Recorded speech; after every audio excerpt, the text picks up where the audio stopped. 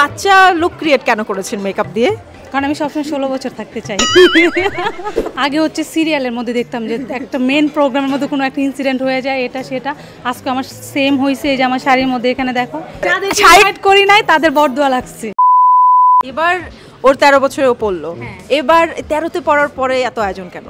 কারণ বড় হচ্ছে, ও হচ্ছে যখন ছোট ছিল তখন এক্সপেকটেশন ছিল না, যখন বড় হচ্ছে যে আমার বার্থডেটা মানে প্রথম যখন 1 বছর ছিল তখন অল্প পরিসরে করছি, তারপর যখন মানে ও যখন বুঝতে শিখতেছে তখন বলে আরও বড় আরও বড় আরও বড়। এখন বলতেছে যে আমার 13 বছর, তো আমার বার্থডেটা একটু বড় করে করবা।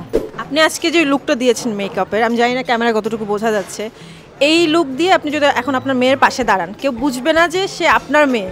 এই বাচ্চা লুক ক্রিয়েট কেন করেছেন মেকআপ দিয়ে? কারণ আমি সবসময় 16 বছর থাকতে চাই। 16 বছর হয়ে যাওয়ার পরেও? হ্যাঁ, দুইজন সব।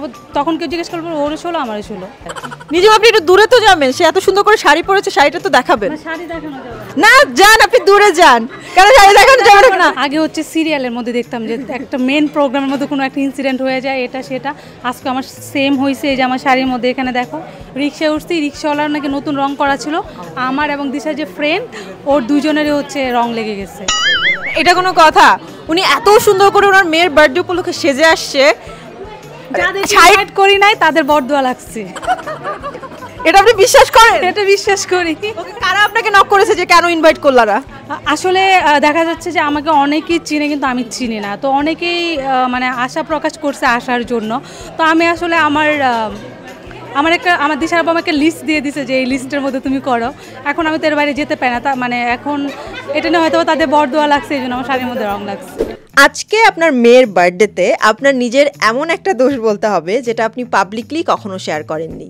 আচ্ছা, আমার একটা দোষ অনেক বেশি, যেটা হচ্ছে আমি অল্পতেই রেগে যাই, এবং যখন আমি রাগি তখন যে আমি দিশাকে কি বলি না বলি এটা আমি নিজে জানি না। তখন আমার ফ্যামিলির মানুষ হচ্ছে আমাকে এটা নিয়ে বাসায় বসে হচ্ছে আমাকে ওই যে যেটাকে বলে হচ্ছে মানে আদালত সালিশ বসে যে তুই এটা কেন দিশাকে বললি।